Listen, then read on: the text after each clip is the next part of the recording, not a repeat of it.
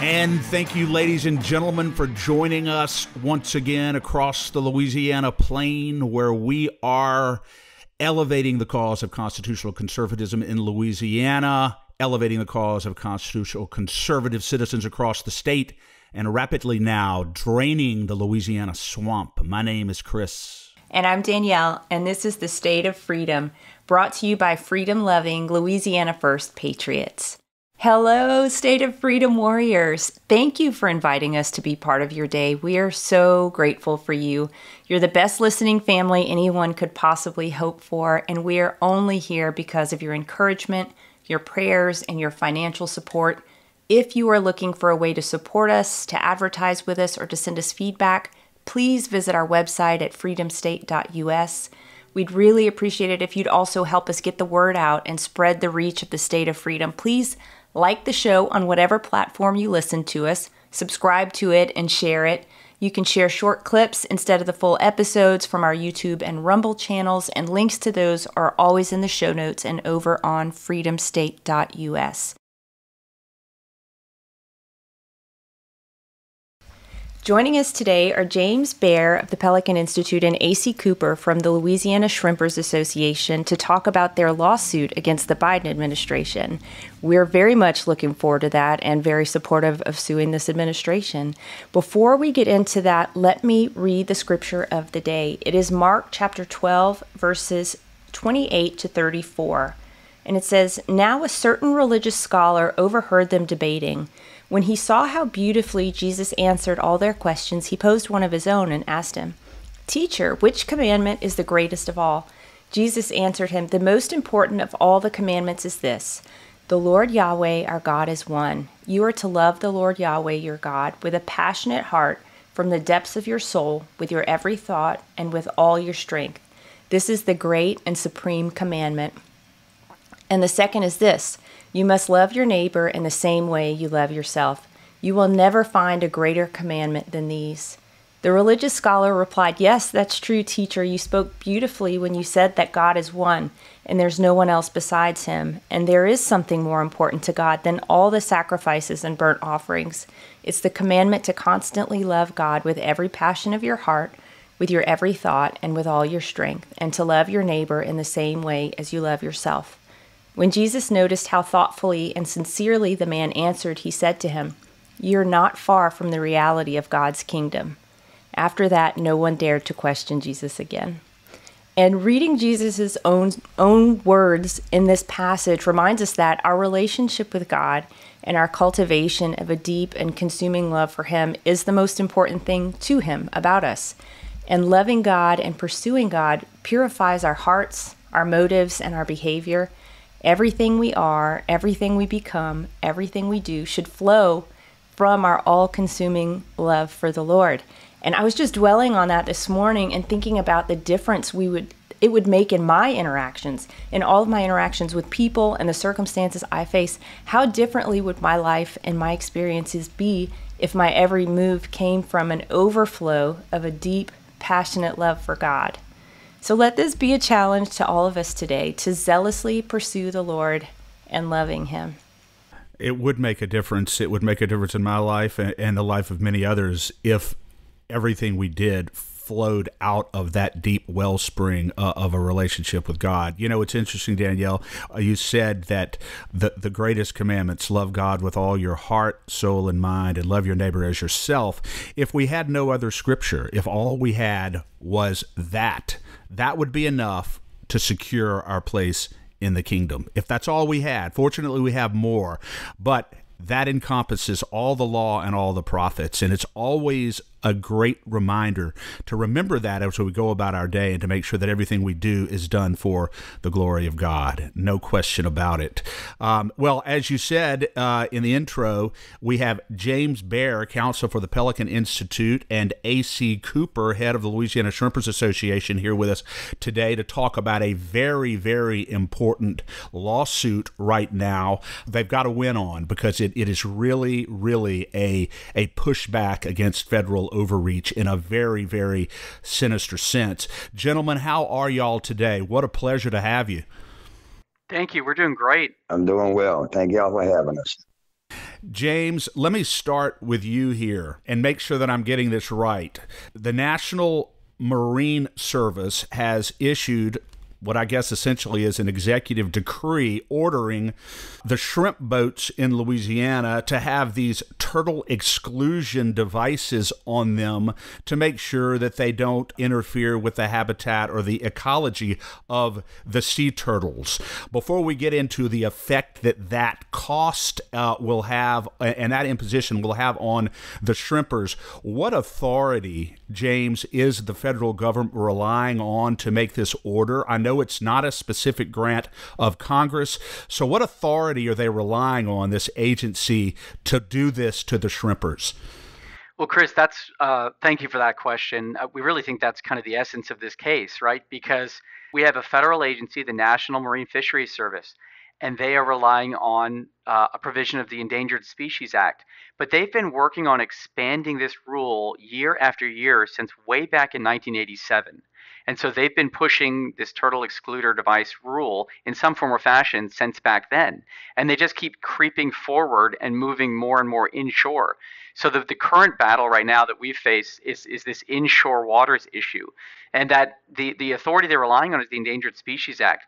But we've demonstrated that in all these interactions between these inshore shrimpers, men like Acy and folks here in Louisiana that are really affected by this, there are very few interactions with these sea turtles. In over 160,000 recorded interactions since 1955, there have only been 2 in which the sea turtle's been captured. They've gotten released in both cases. So they're using this attenuated statutory authority in the Endangered Species Act, but they just keep expanding the power of that ambiguous authority over time through their agency rulemaking and through their bureaucratic interpretations that they just keep expanding. And so we're standing up and saying enough is enough. An agency and some bureaucrats can't just keep expanding this rule forever. Congress didn't intend for this to happen, and it's really impacting people like Acy. Yeah, it's really quite dangerous. You're exactly right, James. The way these administrative agencies, not just in your case, but across the board, seem to be assuming power that was not specifically delegated to them by the Congress. We had Speaker Mike Johnson, before he was the speaker, on a number of months ago, who talked about the Chevron doctrine, which I know you're familiar with. And that's sort of the Supreme Court rule that created this administrative authority and power to begin with, which just seems to be getting more and more abused. Do you know whether or not, and this is a question for either one of you, do y'all know whether or not there have been actual empirical studies, either by the federal government or any other organization, that actually makes a real correlation between the activity, the inland activity of the shrimpers, and any kind of adverse effect on the habitat of these sea turtles? I mean, is there any proof of the danger? Well, Acy, you might be able to talk about that with some of the turtle sites and the turtle nests and the research you guys put forward in your comment. Yeah, back in, I think it was 2015, we did a study, or 14. They did a study, and they did the East Coast and the Gulf of Mexico, and they caught 7 turtles. I mean, it might have been 8, excuse me, 8. And 7 was released alive and 1 was dead. And it was inconclusive how it died. So they have no evidence that we are killing turtles. Do we have interaction at times? At times we do. But we also did a study in the state of Louisiana to do a bycatch study. Over 500 hours of towing and never had 1 turtle. So that speaks volume on our side that you're imposing something. And look, this comes from the 87, whenever James was talking about when it first was imposed. By 2012, everything was supposed to happen in it. And we come to show that with their studies and what we've done, that we don't interact with turtles like they think we do. We don't kill them, and if we catch them, they are released alive. There's not 1 turtle that they can prove that we killed in Louisiana to show that this is warranted. And Acy, how much are these turtle excluder devices per boat? About $800 of the device, but then you look and the skimmers have 2 of them, and if you bring extra nets, when you're working, time and the value when you're out there, is your money time. And if I have to stop and change a TED out of one net into another net, that can be hours. So, we have to buy extra to put on the boat to where it's already set up. I can just change the net and it's on it. So there's a lot of issues with this turtle device. And how much of an impact has this already had on the industry, and how much more do you anticipate it costing the industry? Well, in 2015, they come at us. They wanted everything to have it, every boat to have it. Small boats, which they never did a study on the dangers of having turtle excluder device in these small boats. Because you got to remember, we're a mom and pop business. A lot of our wives go with us. A lot of times we buy ourselves.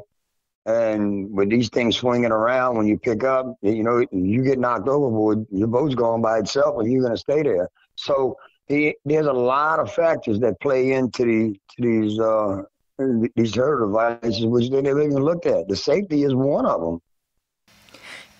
And is it Wildlife and Fisheries? Are they the enforcement agency on this? Are shrimpers being persecuted by Wildlife and Fisheries to make sure that you have these things on your boat? Well, and when it first took place, Governor Edwards was the governor, and they said they wasn't going to enforce it. All right, so we went all these years without enforcing it. Oceana red listed our shrimp. And that way, when people go look on that website, which shrimp to buy is sustainable, which I was all sustainable, which is bull. But when they go look at that, they come to us at the task force. I'm chair of Louisiana Shrimp Task Force, and they said, look, if y'all allow Wildlife and Fisheries to enforce it, then we'll take y'all off the red list. And we did so. We did a lot of things in the state. One, we put tow times on it to where we can only tow 55 minutes, and we have to pick up and look and see what's in it, make sure there ain't no turtle in it. Two, we let Wildlife and Fisheries do the inspections and watch us. But yet, the federal government still comes down on us and says, look, you have to put them in there. So this is ludicrous. We doing everything in our power in the state to combat the turtle catch, the interaction with them. And yet they still coming at us no matter what we do. And Acy, I told you this off air, but I live down in Terrebonne, and this is a factor that's really hurting our community. I don't know so much if the turtle excluder devices are specifically what's causing all of the pain. I know I've talked to several shrimpers in our area who've had to tie up their boats because they can't get a reasonable price for their shrimp because of the dumping from China and Vietnam and other places. Is that something that the federal government should actually be doing to give you some relief rather than focusing on kind of the persecution of the small shrimper? Well, I think that's in their game plan. They want everything to be farm raised. They want every net out the water, and the way to push us out is to starve us out, and that's generally what's happening. We go to Washington every year and explain to them that the day is going to come to where we can't make a living. And look, the guys with 40-foot vessels and up, that is just another barrier for them, because Louisiana, we're very unique. You got to know Louisiana waters. We have hurricanes, we have derelict crab traps, we have trees, we have all kind of stuff in the water. And when you catch that and it goes into that TED, you're more likely, and NOAA study shows this, the turtle is more likely to get hurt or die in that TED than without the TED. So everything that they ever done to come at us, we always had combat to come back at them. We beat them with their own study in 2015. They called us in Washington to come talk on it. George Baehr and myself, my vice president, they called us within 2 days, said, can you be in Washington the day after tomorrow? I said, yes, we're coming. So we went up there and we stopped it. And then we thought we had it for a little while. And then all of a sudden they come out with this rule with 40-foot vessels and up. So the federal government wants to do something. And look, there's nobody wants to protect the ocean life in the ocean than ourselves. Right. So we live off the land. We want to make sure that it's there for our generation to come. We're not there to deplete or kill anything that we don't want to eat.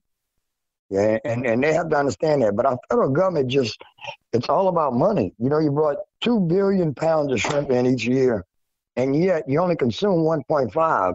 So if you want to address the issue with something, Let's address the health issues on the shrimp that's coming in compared to ours.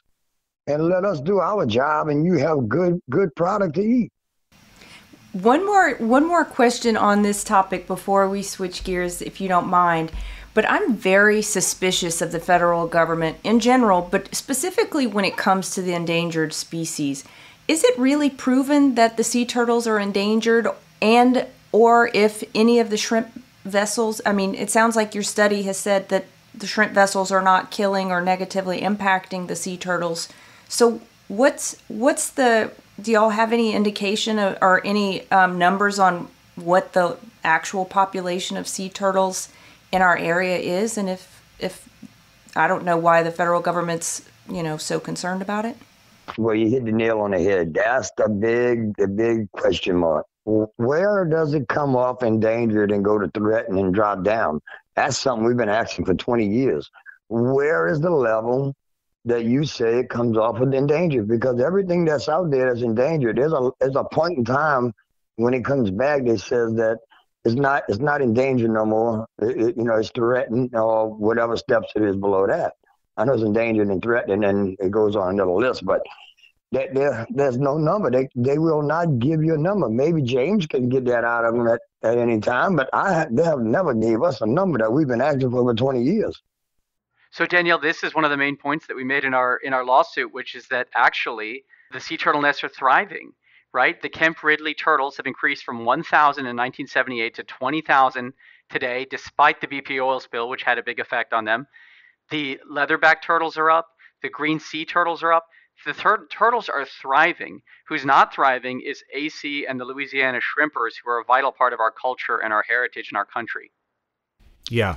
So James, if I'm understanding this correctly, you have a rule here that in all likelihood is not necessary because the sea turtles are not in fact endangered. There has not been sufficient proof, assuming they are endangered, showing the connection between Acy's activity and any threat to the sea turtles. And this rule, if it's implemented and enforced, could potentially put the Louisiana Shrimpers Association out of business. Am I right on all three of those? Exactly. And I wanted to say again, you're absolutely right on this agency power and the fact that the courts, unfortunately, have given too much deference to these agencies, which undermines our system of government, undermines our constitutional system of government where the people vote for representatives and the representatives are accountable to them. And we filed this case on the day that Loper Bright was being heard at the Supreme Court. And that case is also a National Marine Fisheries Service case. In that case, the Supreme Court might overturn this Chevron deference and really focus on saying, where's the congressional authority, like you asked at the beginning, Chris? We have been praying, James, and following it closely. The Chevron doctrine has to go. Mike Johnson, the U.S. Congressman Mike Johnson, filed an amicus brief on that issue, and so did Ted Cruz. Where is the Loper case now, and when can we expect a decision on that? So it just was heard when we filed our case, which was on January 17th, our first complaint. So it'll be a few months for the justices to decide on their opinion and then to publish it. So it'll probably be within the next year or so. They kind of take their time sometimes. So, but yeah, we're very hopeful that the Supreme Court is going to say this has gotten out of hand, and we need to really look more carefully at what these agencies and these bureaucrats are doing, because this is a great example of a situation where there's no need for this. Acy cares more about the environment than any of these bureaucrats in D.C. But we need to sustain this critical American industry. It is important. And I would argue that this is a state's issue. Louisiana has every interest to police and to do what's best for our own waters, for our own land, for our own people. We don't need someone who's never even stepped foot on a shrimp boat telling people how to operate their business. Absolutely. There's a huge issue of federalism here. Correct. Look, we had Congressman Higgins. Mm-hmm. I said, that's the thing. Louisiana is very unique in what it does. You're looking at from $9 million to $44 million the first year that he implemented this. And their study says over half of the part-time, they call us part-time because we're seasonal, which we're not part-time, believe what I'm telling you. But they say we work part-time. So half of the part-time fishermen will lose their way of life. Half. We used to have 20,000 licensed sold in 2000. We're down to 4,000 last year. And after a year like this, we're allowed to be down at 2,000. So, it's heavily unwarranted and not needed. And what they're trying to do to us is just a terrible shame of what's happened to Louisiana at this point in time.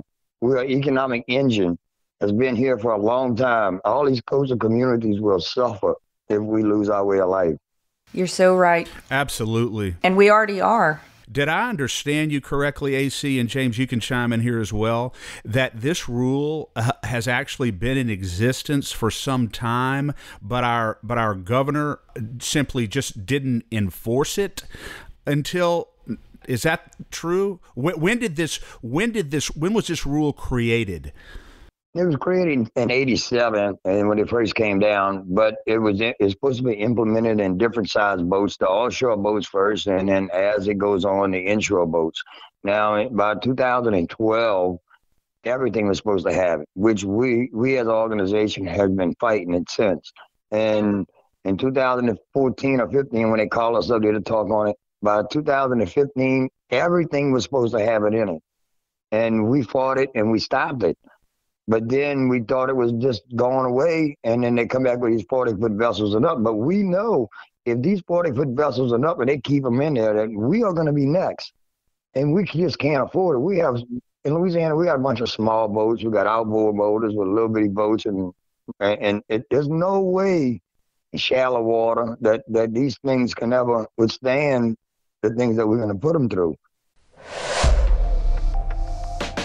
I'm excited to share a fantastic opportunity for State of Freedom listeners who are interested in investing in precious metals or even starting a home-based business in the precious metals industry. Metal Stacks is a precious metals collectors club where you can buy your metals at the best prices on the market, actual dealer cost. They are beating the big sites. They have no credit card fees and no minimums. If you're just interested in purchasing metals at a great price, visit metalstacks.com/dwalker. Get to shopping, that helps me out. I get the commission. You can also refer people to Metal Stacks for an additional income. If you're interested in learning about the referral business aspect of Metal Stacks, email me directly at danielle@freedomstate.us for more information. James, is there on the jurisdictional issue, is there anything that the state legislature could do in order to clarify this issue or prohibit this from taking place? I know that under the 10th Amendment, the state legislature does have a lot of authority to regulate the welfare and the best interest of Louisiana citizens. I don't know how the doctrine of preemption would come into play here, but what role would our legislature, if any, be able to play here in protecting the shrimpers in Louisiana? That's a great question. And I think, as Acy said, this rule has been around for a while, but they keep expanding it. So the last rulemaking was in 2019, and they keep trying to push it and expand it. Now, the state actually did try and fight a lawsuit on behalf of the shrimpers. The state of Louisiana filed and said this is going to harm Louisiana. But the Fifth Circuit said that the state itself did not have standing. That's why we stepped in to represent the individual shrimpers, because they have standing. They're harmed by this every day. They go out and they spend hours fighting with these TEDs and lose those, the shrimp that flow out because of the TEDs. So we have standing to fight it, and we're doing it. Of course, the state's support helps. I don't know if from a legal perspective that preemption would be effective, but the state has tried before to help, and we're standing now to help. And we're in a good circuit. We're in a good federal circuit. So hopefully we prevail. Yeah. Speaking of the suit itself, James, where is it filed, and what is the current stage of the suit? Do you have any hearings set in the matter yet? We filed in the Eastern District of Louisiana because our folks live in Plaquemines Parish and areas like that. We've served the government on it, so we've given them notice of the suit. They have not filed an answer yet. And yesterday, we amended the complaint to add several other shrimpers that wanted to join in the action. So we have 3 individual shrimpers, and we've got the Louisiana Shrimper Association joined in this lawsuit. So what will happen next is the government will get in the case. They'll file an answer. They'll file a motion to dismiss. We'll go to all these court hearings and we'll fight it out. It's going to be a process, but we're in a really good circuit that stood up for freedom and stood against agency power. So we feel optimistic. Yeah. Were there grounds for a preliminary injunction in the matter? I'm sure you considered that. Yes. So there was a preliminary injunction in the state's lawsuit, and the judge delayed the implication of the rule until February of last year. The trouble is, at this point, a lot of the shrimpers have already installed the TEDs. They're required to, so they've installed it. So that immediate injury, it's now more of a continuing injury than an immediate injury. It's now the continuing injury of all the shrimp they lose and all the time they lose putting the TEDs on than having to actually pay the expenses for the contraption that they've already unfortunately invested in. Yeah, great answer. That's a great answer there. If they had not installed these TEDs already, or if most of them had not, it sounds like it would have been, you would have had some good grounds for an injunction on it. But since they're already in there, you're right, it's an ongoing injury. And so I guess the suit will just proceed in ordinary fashion, right? Yes. And just a clarification for me, is the suit against the regulation writ large, or is it just on behalf of the inland, the shallow water shrimpers? It's focused on the 2019 rule, which affects the inshore waters. So the offshore waters would not necessarily be affected, except by implication that if the agency doesn't have the power to do this, we could continue to expand and continue to fight for more freedom and opportunity if we get good precedent here. Great. You got to understand now, 40-foot vessels, there's hundreds of them, maybe even thousands of them. We only have a few that signed up, but we have a lot more in the wings that we represent. But then you got to look at, if this goes through, what's going to happen to the smaller ones, the vessels under 40 foot that's going to have to implement this. And then you're really going to see the effects of the loss of $9 to $44 million a year. We're a $1 billion industry with over 15,000 jobs. How many of these jobs are you just going to take away from Louisiana? You know, the governor just got elected on creating jobs and why people's leaving Louisiana. So if I can't do my job where I'm at on the coast and what I'm accustomed to doing and taught generations to do, then it doesn't pay me to live on the coast. So you're talking about a lot more effects that's going to take place if we can't win this lawsuit. Got it. So right now, kind of the medium-sized vessels are in the implementation phase, but the smaller vessels are under threat. Correct. Okay. Exactly. Yeah. James, do you know if our Governor Landry has weighed in on this at all? Yeah, he's been a big supporter of the shrimping industry.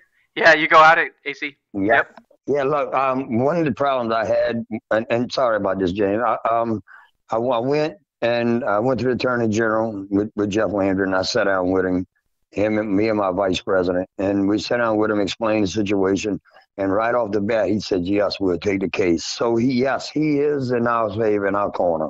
That's great to hear. It's always good to have that. Last question on this for you, James.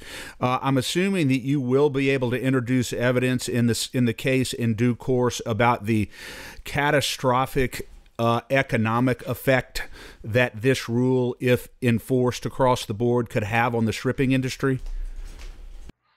Absolutely. If we're able to survive the government's motions to dismiss, which we anticipate, then we'd be able to introduce evidence and have a full trial. And that's our goal, to get to that point where we can introduce all that evidence. But we expect the government will move to dismiss and claim we don't have grounds to bring the case. We believe strongly that we do. Yep.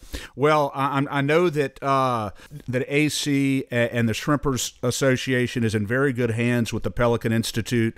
We know that the Pelican Institute led the charge at the tip of the spear on Brendan Trosclair's case involving the vaccine mandates. What a great result, and what a profoundly important case that was regarding individual freedom and federal overreach. So hats off to the Pelican Institute for success on that case. I have very little doubt that you're going to be successful on this one. Before you go, James, tell the listeners a little bit about the Pelican Institute and how they can support the Pelican Institute. The Pelican Institute is our state's think tank for freedom and opportunity. We want to expand people's freedom and opportunity here in Louisiana and in the whole country. Our focus at our Center for Justice is to bring litigation that stands up against federal overreach and that stands up against government overreach generally.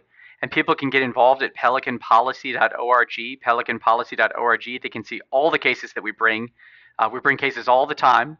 We might be filing a case today. We're filing cases regularly to fight government overreach and stand up for freedom and opportunity on behalf of people. We represent people free of charge. So if people are having issues with government regulation or problems, please reach out to us at pelicanpolicy.org.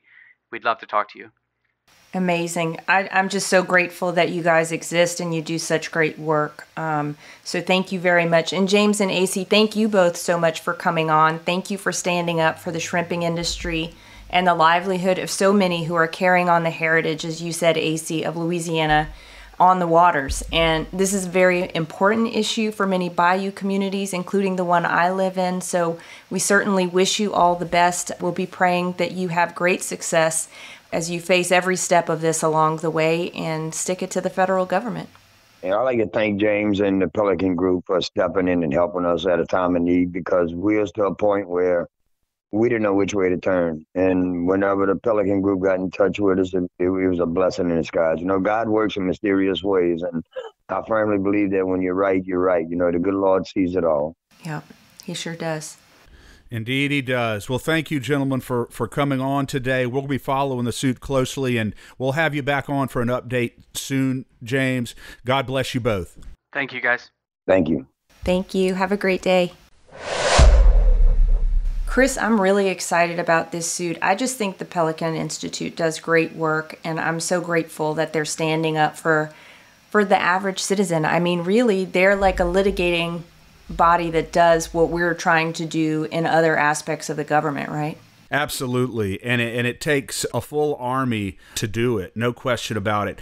You know, what we're talking about here, Danielle, it is, as we talked about earlier today, you and I, this is a textbook example of the extent to which federal bureaucrats destroy freedom by destroying the economic life of private citizens who are simply trying to earn a living and support their family. And they're doing it on grounds that don't exist. They haven't even, as we established, made a determination about whether or not the activity of the shrimpers has an adverse effect on sea turtles. The evidence seems to be that the population of sea turtles is flourishing now, so there's really no need for this to begin with. And yet they're going to insist on going forward with this and destroying a very important Louisiana industry. This is your federal government at work, ladies and gentlemen. This is your federal government at work. And I would just like to add to that, Chris, the thing that insults us on top of that is that we're paying the salaries of the people who are trying to destroy our lives, our life's work and livelihood, our ability to feed our families and feed our communities. It's insulting beyond belief. And I am hoping and praying that both of those suits that were mentioned today, the shrimpers one, but the one that you and James discussed as well. What's the name of that one? Loper. It's the Loper case, and that's the case, Danielle, that if the Supreme Court rules favorably, that would eviscerate the Chevron doctrine, which is the Supreme Court created doctrine that gives such vast power to these unelected administrative agencies. It is a hugely important case, as Mike Johnson said when he was on our show a number of months ago. Yeah, and I hope that what that does is not only disempower these agencies that are running complete amok over every single industry and every private citizen in the U.S., but it also opens the door to completely dismantle them, period. Because I don't think we don't need them. We don't need them. We do not need them. As you said, Danielle, earlier, our state is perfectly capable. We have the legislative mechanism in place. We have our own constitution, and we're perfectly capable of appropriately regulating our shrimper industry. And we're perfectly capable of doing what's necessary to protect the sea turtles. We don't need the federal government sticking its nose into our business. And this is a perfect example of government overreach. It's unbelievable, and I am praying that we have success at the Supreme Court on the Loper case, because that really will roll it back. That will be amazing. Yeah. Well, Danielle, it's hard for me to express how much I appreciate the opportunity to be with you again. It's always a small slice of heaven. I want to take a minute to thank our listeners and our supporters to the State of Freedom for always supporting us, for donating to us, for sharing and subscribing the State of Freedom. We will be faithful to the voice of constitutional conservatism. When you listen to our show, we will tell you the truth no matter what, and we want to be a refuge and a safe harbor to Louisianans across the state who feel like their voices are not being heard. So thank you for your support for the State of Freedom, and we prayerfully encourage that you continue to support us. Yes, if people are looking for a way to support us or to advertise with us or even leave us some feedback, do that for us at freedomstate.us, or you can drop us a line or send a check to the State of Freedom at P.O. Box 861, Bourg, Louisiana, B-O-U-R-G, Louisiana, 70343, and LeCag as well. We would love if you would support the work that we're doing at the legislature.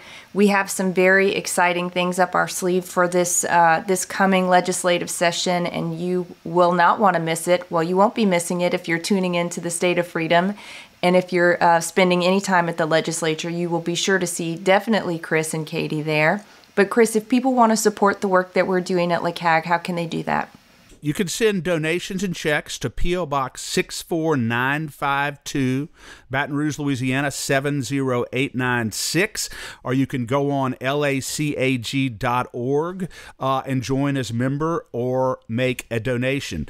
And what we're going to explore, Danielle, the possibility of bringing some legislation on the state level to protect the shrimpers. That's a perfect example of one of the things that we're doing that we will do at the legislature. But we want to be your eyes and your ears and your voice down there. And in order to continue to build the resources that we need to do that, we need your support. I can't emphasize enough that we do not take money from special interest groups. We do not take money from big special interest donors so that we'll be compromised to them to do their bidding. We are supported and funded by ordinary Louisiana citizens, and we are the only lobbying organization in the legislature that can say that. So if you're an ordinary Louisiana citizen who's looking for a way to contribute and looking for a way to get your voice heard and your interests represented in the legislature, please support us financially. I can assure you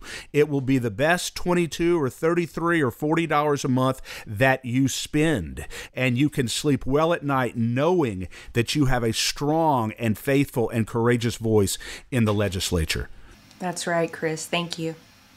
And thank you. And Danielle, always a pleasure. And with each day that passes, with continued courage and strength and God's grace and favor, we will take another step to preserve the State of Freedom in Louisiana. Amen. Thanks, Chris. Thank you. Thanks for listening to the State of Freedom. To stay on top of all the calls to action we mentioned today, just check out the show notes for the episode. If you'd like to support the show financially, visit our website at freedomstate.us. If you'd prefer to give by mail, you can send a check to the State of Freedom, LLC, at P.O. Box 861, Bourg, Louisiana, 70343. If you own a business in Louisiana and are interested in supporting our show by advertising, please email us at info@freedomstate.us. To get involved with Louisiana Citizen Advocacy Group, visit lacag.org, LACAG.org, or email Chris at chris@lacag.org. If you're enjoying the podcast, please subscribe and share it. Give us a 5-star rating in the reviews. Thanks again, everybody. We'll see you next time.